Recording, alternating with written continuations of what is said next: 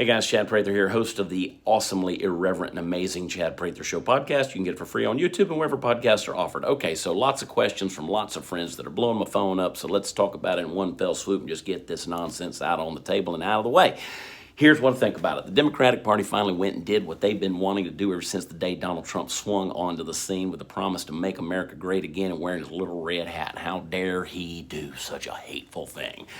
But they did it. They finally got their impeachment vote in the House. That's right, the totally nonpartisan, unbiased, pure as the driven snow, honorable, honest Johns of the House Democrats have shot their figurative political wad on the off chance that the Senate Republicans are all going to do some Jim Jones move on their own political careers and oust this president. Well, I wouldn't go mixing up the Kool-Aid just yet, because what's almost certainly going to happen on the Senate side of this is a big fat nothing, not a zilch, goose egg zero. It ain't happening. Goose frog Bob, bring your blood pressure down and chill, okay? Because the mainstream of social media yesterday, it just exploded seconds after the announcement of this impeachment vote was announced, and a ton of people, you on the left, were pissing your collective protest pants in joy, blissfully unaware that an impeachment in the House doesn't mean he's going to be removed. I mean, did you really think that you were going to wake up yesterday morning and there was going to be a U-Haul truck on the White House lawn?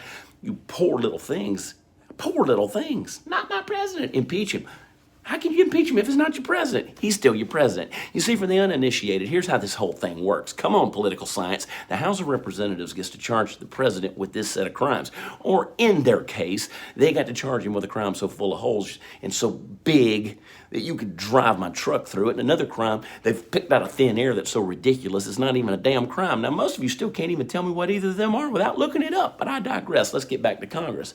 What they don't get to do is actually convict the president. See, that job falls to the Senate, which you may recall is currently under Republican control. And old turtlehead Mitch McConnell and his gaggle of senatorial sharecroppers are not only going to drop this whole thing, but they're also going to spend the next year making enough political hay to drive their momentum into the election of 2020. Now, you know me, I don't affiliate with a political party, but that, just saying that, kind of got me a little aroused.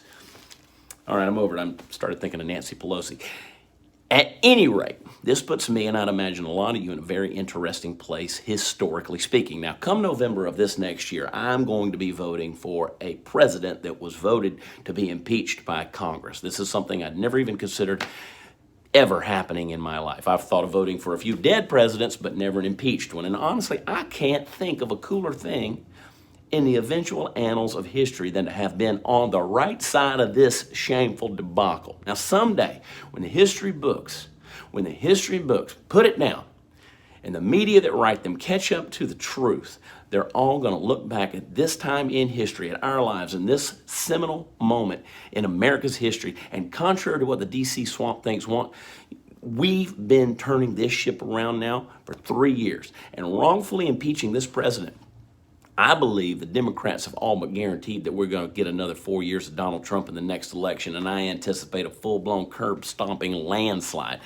Now, I like that Trump's a wrecking ball. I don't care what you like or dislike, and he hasn't personally hurt you, so get over it. And I like that he doesn't care about your thin skin or weak and wobbly, watered-down, wavering convictions. He's a bull in the proverbial china shop. And I like that he's brash and breaks stuff, and I like the things that I see being restored in my country, and I like the things that are being exposed. It needs to happen. Now, it's no longer politics as usual in the United States of America, and that saddens me to refer to some of you as tyrannical troublemakers that are openly seditious and shamefully subversive. Thanks for what you're doing, Mr. President, and love him or hate him, you have no right to distastefully step on the Constitution of this great nation the way Congress just did. Don't worry, folks. We still got the president's back. You can't run us off. There's a lot of us out here, and I know that you wish we didn't exist, but guess what, America? We do. Love y'all. God bless. Here's a Facebook poke. Impeach!